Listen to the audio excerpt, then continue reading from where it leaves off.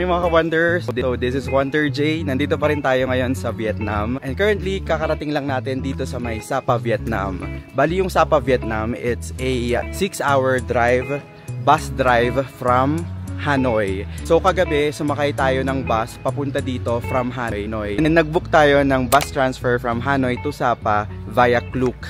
Ilalagay ko na lang sa description box yung link ng pinagbukan ko. First impression ko sa Sapa, sobrang peaceful dito.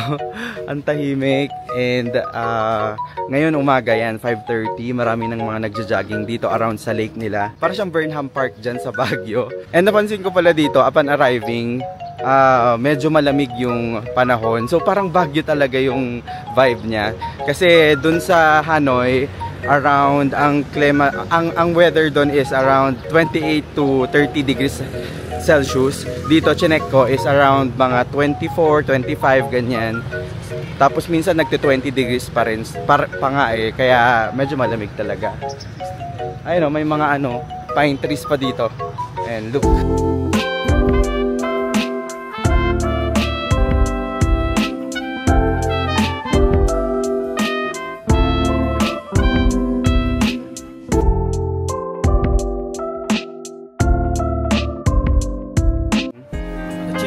Yeah, check in.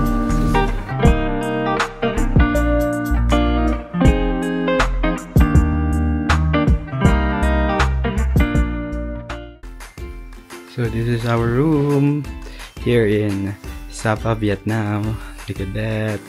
May view tayo dun sa labas. Diba? And this is our bed here. And this is our cabinet, and this will be our restroom. May pa-bathtub si Mayor. Wow. And syempre may heater kasi medyo lumalamig nga yung area na dito sa Sapa. Kaya may heater. So it's me. Welcome to Phan Xipan Mountain here in Sapa, Vietnam.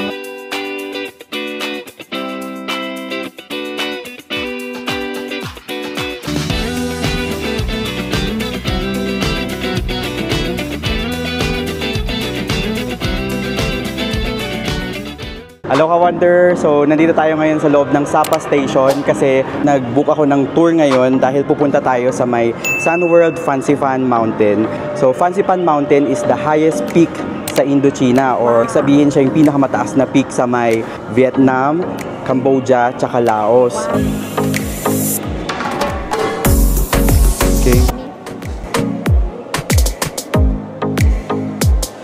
Sasakay na tayo ngayon ng Wang Mua Monorail. Yan yung pupunta sa may Phan Xipan cable car.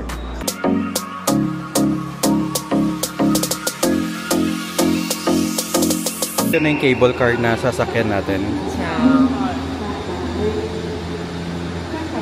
Wow, that was so smooth. Look at the view. Wow.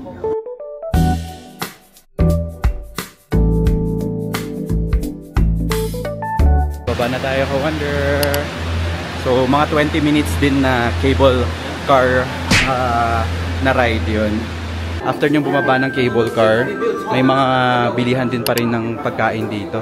So kung nagutom kayo, may mga restaurant din pala dito. Kain muna tayo. Yan, bumili ako dito. Maruya. Bali mix balls siya. Wow. Shabu-shabu balls.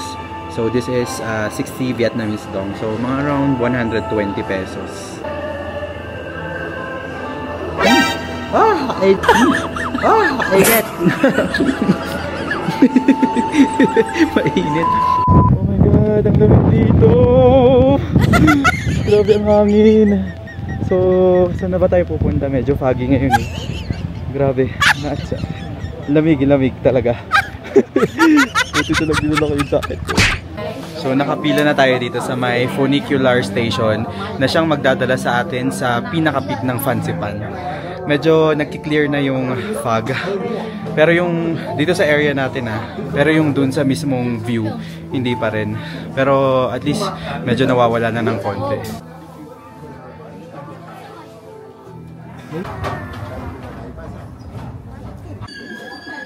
So pasakay na tayo sa last na monorail na sa papuntang Phan Xipan Summit. We're here. So siguro mga 3 minutes lang na ride. Mabilis lang din naman siya. Take a wonder. So nahawakan ko na yung pinaka-highest peak ng Indochina. Dito sa may Fansipan Mountain sa may Sapa, Vietnam. Grabe. Ganda kahit walang clearing. Ganda pa rin. I'm so happy na na-reach natin to.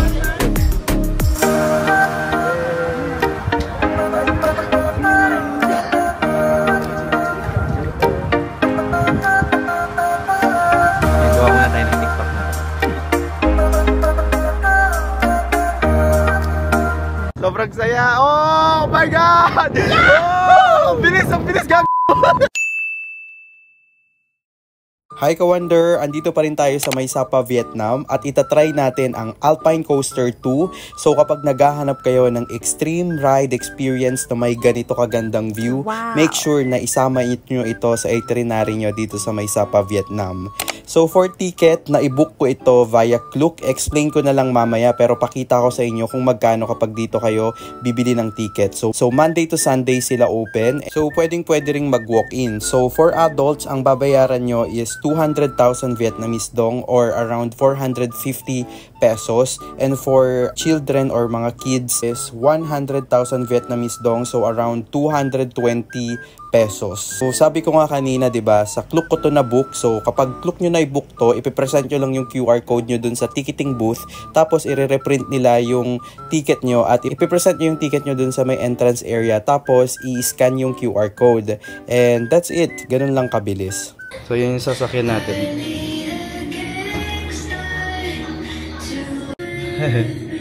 Let's go! So may controlan naman siya. Oh my God, stop. Oh my God. Oh my God. So this is my view. Look. Yan. Yay! Woo! So pwede nating pabilisan, pwedeng pabagalan. Ikaw naman ang magko-control kasi meron kang control sa baba. So pwede mong pabilisan, pabagalan. Ooh! Hey! Bilisan natin konti. Hey! Woo! Pause. Stop. This is so very masaya. Saya nito. Oh my God! Look at my view! Look at my view! Woo! Yay! Look at my view!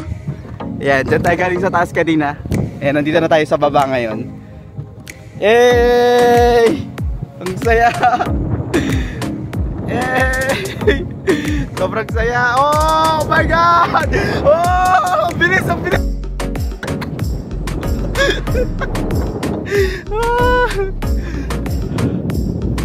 Okay, so pwede naman mag-stop eh. So pwede tayong mag-picture, ganun. Yan, so feeling ko safe naman siya kasi may mga parang wire naman, chicken wire naman sa gilid.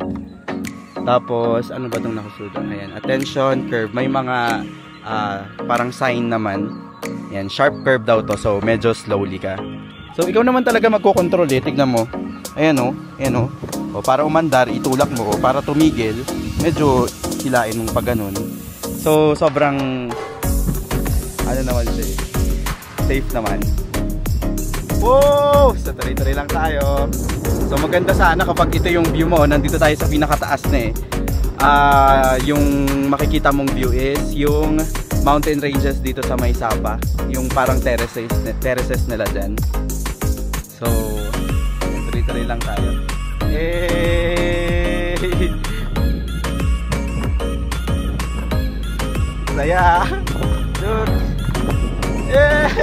Oh my God, oh my God, oh my God! Attention! Sharp curve! Oh no, oh no! Oh! Shit, ang bilis!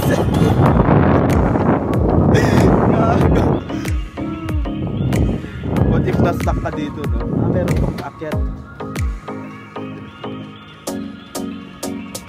parang may nagko-control din sa'yo na parang medyo babagal siya. Ayan. So yan yung sinasabi ko sanang view na maganda. Oh no, oh no. So aakyat tayo. Ayan, paakyat siya. So dapat akyatan mo din syempre. Look. Ayan, naririnig nyo kasi sinagad ko, minaksimum ko yung itong throttle natin. Throttle ba tawag dito? Or yung controller natin para maakyat tayo syempre. Baka bumalik tayo sa kabila eh. Ayan, so sinagad ko siya maximum. Hey! Ayan, tuloy-tuloy lang. Paakyat na tong ano ko eh, itong part na to. Look. Ayan, paakyat na siya. Medyo foggy lang talaga. Sayang. Ganda sana nito pag yung view is maganda. I mean, clear, hindi foggy, ganun. Pero ang saya. Sobrang recommended ko to kapag pumunta kayo dito sa May Sapa. Hey! Bali in Vietnam? Yes, you heard it right. For today's travel video, we will explore the cheapest and one of the most famous tourist destination here in Sapa, Vietnam with this breathtaking view. Welcome to Moana Sapa. So let's wander, mga ka-wonder. Kayo wonder, so next stop natin dito sa May Sapa, Vietnam is dito sa May Moana. 1 kilometer away to sa May Sapa Center and isa to sa pinaka pinupuntahan dito sa May Sapa. So yung entrance fee dito is 80 Vietnamese dong. So that is around 150 pesos. Tapos may kasama na siyang bottled water. So marami kayong pwedeng gawin dito. Maraming mga photo spots or mga Instagrammable spots na pwede nyong puntahan. So i-explore natin yan ngayon. Alam mo ba ka-wonder na itong Moana Sapa is tawag din Little Bali of Vietnam kasi may mga photo spots sila dito na ginawa na parang hango talaga siya dun sa Bali. Parang itong first spot na to. 'Di ba? Parang mayroon 'yan sa Bali. Bali ito tinatawag nila itong Gate of Heaven.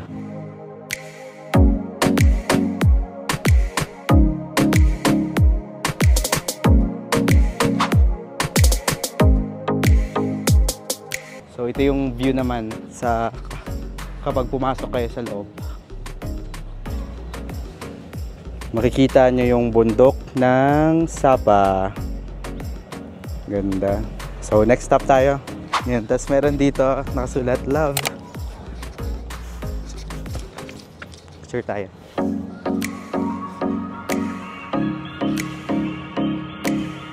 So next stop naman natin is yung sa may Moana's Hand.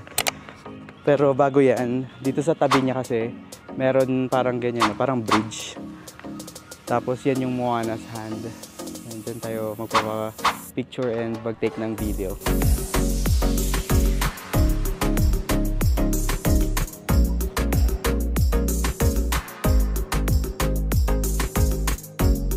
So ito yung makikita kapag umakyat kayo dito sa may Moana's Hand.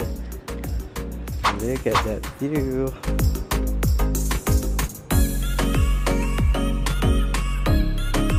Ganda.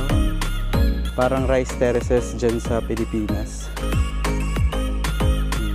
Ang maganda dito kapag nagpa-picture kayo, meron namang net dyan nasasalo sa inyo. Ganda.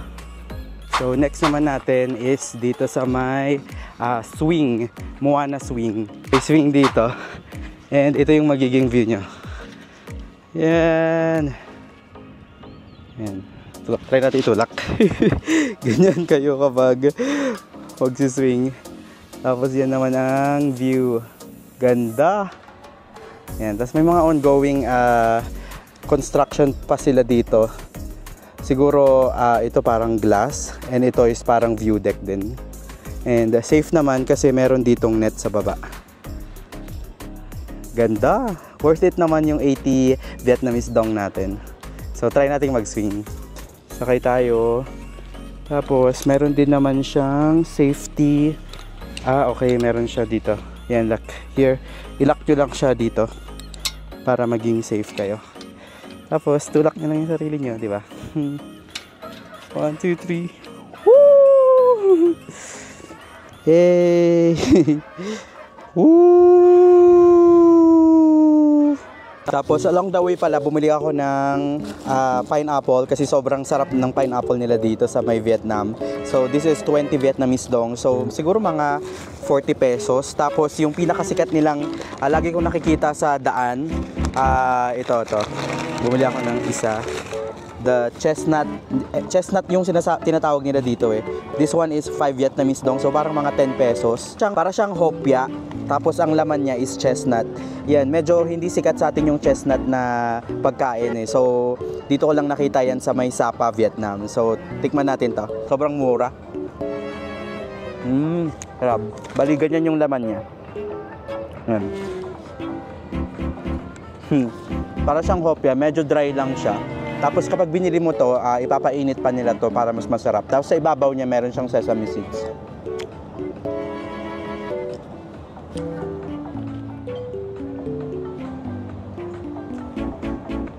So next spot natin is dito sa may parang infinity pool nila.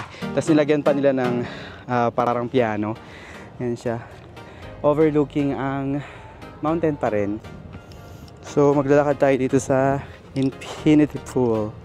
Yan, tapos parang meron silang papiano dito. Uy, pwede umupo. You know. Puno dito. Tapos ito naman yung kabilang side ng infinity pool.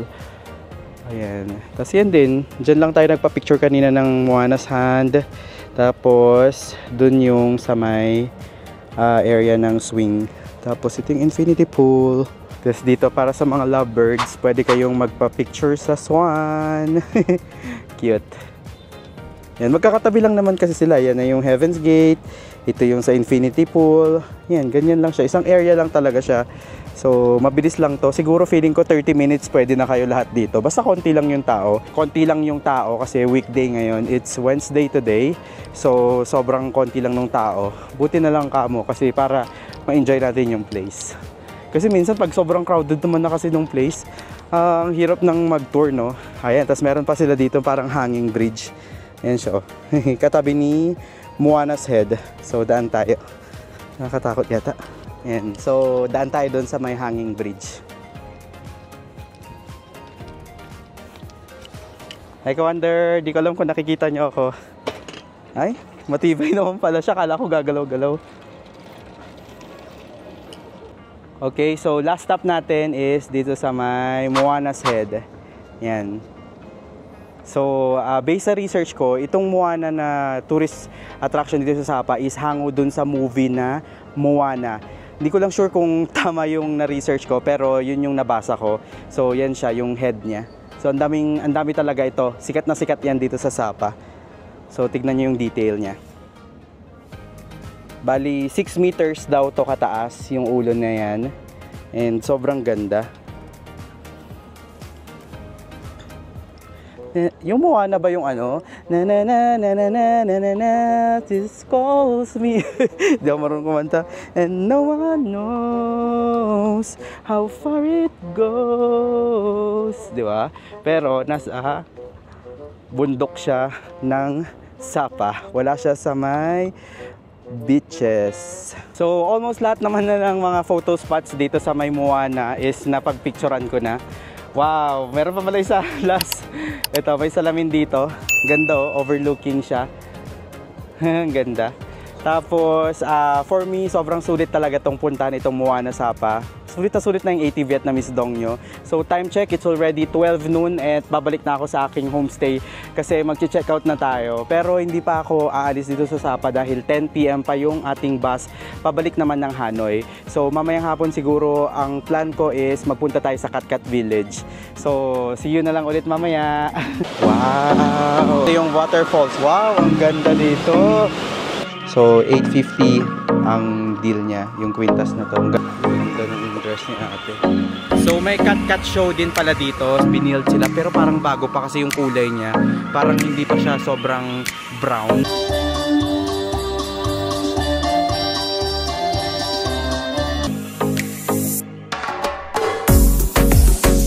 Hi, Kawander. So, next stop natin is dito sa may Cat Cat Village. So, siguro mga 10 to 15 minutes na drive siya from Sapa Center. Tapos, gamitin nyo lang yung Google Maps nyo. Madali naman siyang hanapin. Bali, madadaanan nyo rin yung isa sa tourist spot na Moana. Tapos yun, magkakanan kayo doon. Yun na lang yung landmark nyo. Tapos, medyo delikado lang yung daan kasi nga pa baba talaga siya. Tapos, may tumutulo pang tubig sa daan. For entrance fee is 150 VND. And ito yung kanilang shifting. Ito yung ticket. 150 Vietnamese dong siya. So around siguro mga 350 pesos. Tapos yung mga napapanood ko sa ibang vlogs, may mga nagre-rent ng mga ganyang costume. Bali, ayan yung costume ng ethnic group nila dito na tinatawag nilang Hmong. Hindi ko alam kung tama yung pagkaka-pronounce ko.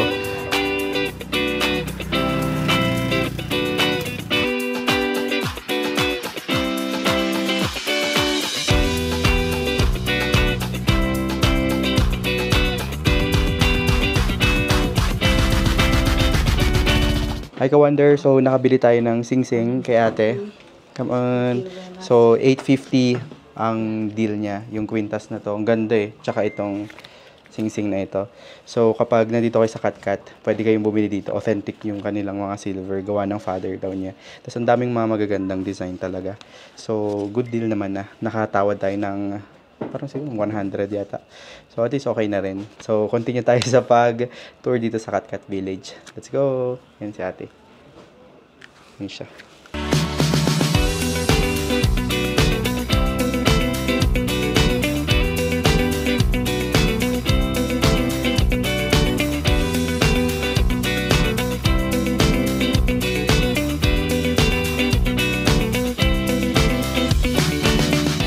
Wow, ang ganda naman dito. So dito tayo sa may, ano ba to? Bridge? Sea Bridge. Ayan, yung mga nakikita nyo yan, naka-costume sila. Nag-rent sila ng costume dito.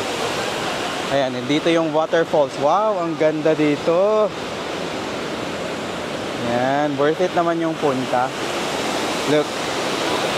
Ang laking waterfalls, oh. Wow, ang ganda ng falls na ito. Ay, nakakatawa, oh. Tignan niyo yung, yan yung traditional costume nila ng Hmong Community Village. Yan yung pambabae, tapos yan yung pamlalaki. Ang ganda, no? So, ito yung Katkat Village. Yan yung mismong bridge papunta dun sa village nila. Tapos, kung mapapansin nyo, may mga restaurants dyan, napapalibutan. Tapos, ito is called na... Dito is, yung mga tawag dyan is mga wheel. Tapos yan, yung mga traditional houses ng Hmong community dati. Tapos kung mapapansin nyo, dito ang daming nagpapapicture, yung mga nakapag-costume ng, naka-costume ng Hmong costume. Kahit nga hindi eh, dyan, no? May mga kabayo kasi dyan eh. Nakakatuwa eh. Tapos hanggang doon pa, marami pa yun, mahaba pa hanggang doon. So ito daw yung traditional Katkat Village. Actually, improved na to eh. Yung bahay nila, traditional houses nila. Pero most probably gawa siya sa parang soil. Ang galing eh, ang ganda. So yan yung mga traditional houses ng Hmong community dito sa may Sapa, Vietnam. Tignan nyo yung ano nyo, yung roof niya. Gawa siya sa parang mga tabla-tabla. Tapos napansin ko kanina yung may nakita rin akong traditional house daw nila is parang ang daming mga nakasabit na corn. Hindi ko lang alam kung bakit. Dito sa may Katkat Village, may mga coffee shop, kayong pwedeng tambayan. Yung ibang bahay parang sobrang improved na. Ibang restaurant sobrang improved na. Tapos dito kung mapapansin nyo, ito meron ditong traditional house na binild sila. Pero parang bago pa kasi yung kulay niya. Parang hindi pa siya sobrang brown. Yan. So try nating pasukin. So aakyat tayo sa isang traditional house nila dito. So, kung makikita nyo, yan, gawa siya sa parang soil. Ayun, medyo nagbibitak-bitak nga siya eh. Tapos, yan yung ground floor. May mga parang, ano, dayami yung tawag sa amin dyan eh. Ano ba yun? Yung sa rice, kapag natuyo siya. Tapos, ito naman yung sa second floor. Ganito siya. Tapos, kung mapapansin nyo yung roofing niya, is parang gawa siya sa mga wood. Sobrang bigat siguro niyan, no? Actually, yung pati yung flooring gawa sa wood. At parang yung ginamit sa flooring is yun din yung ginamit dyan sa roofing nila.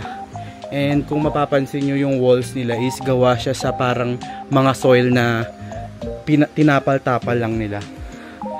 Ang ganda, parang bumalik ako sa sinaunang panahon. Tapos nakakatuwa na ganun yung culture nila dito. Ayan, tapos overlooking yung Katkat Village. Ayan, chill na chill yung mga kalapati dito. Ang chill mo naman. Ang ganda rin ng Katkat Village. Sobrang sulit din yung 150 Vietnamese dong na binayad nyo. Kasi makikita nyo talaga, malalaman nyo yung culture nila dito sa May Sapa. Lalo na dito sa Mohong community dati. So may Katkat show din pala dito. So magpa-perform yung community nila. Ayan o dito.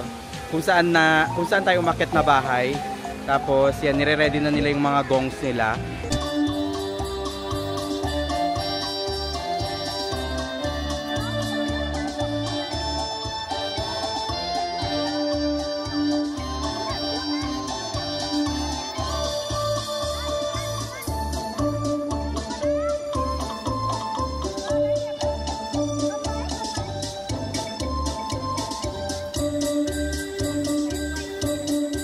Hi Ka-Wonder! So nakabalik na ulit tayo sa may ticketing booth ng Katkat Village.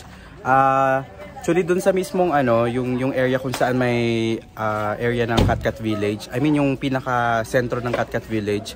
Medyo malayo pa yung babalikin nyo papunta dito sa entrance.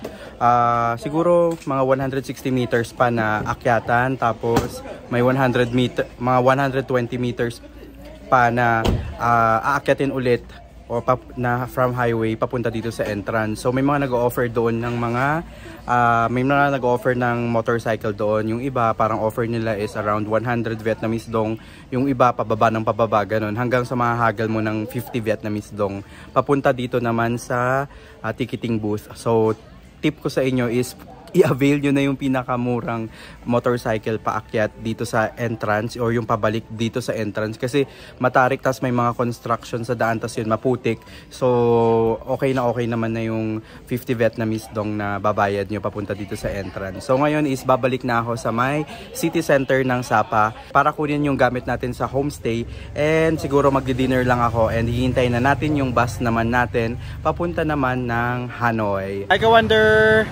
So nakuha ko na yung gamit ko ulit sa may homestay namin, and binalik ko na rin yung motorcycle na nirent ko. Ayaw nga pala, hindi ko nabanggit sa inyo yung details ng motorcycle natin. Bali yung mode of transportation kasi nila dito sa Sapa is mostly nakamotor, tapos may mga taxi pero mostly kasi mahal kasi nga private yung mga taxi dito. And meron yung parang ano bang tawag doon? Yung Tesla, yung parang sa Boracay na umiikot around the city or city proper ng Sapa, na umiikot sa town proper ng Sapa. Yun, pwede kayong sumakay dun, pero never kong na-try. So yun dun sa motorcycle is nabook ko yun through Klook. Tapos parang around 230 pesos yata yun. Tapos may promo code pa yun eh. So parang around 200 pesos per day ko siya na rent. So nakuha ko siya kaninang umaga, tapos binalik ko siya ng 7 PM. So binook ko yun sa Klook.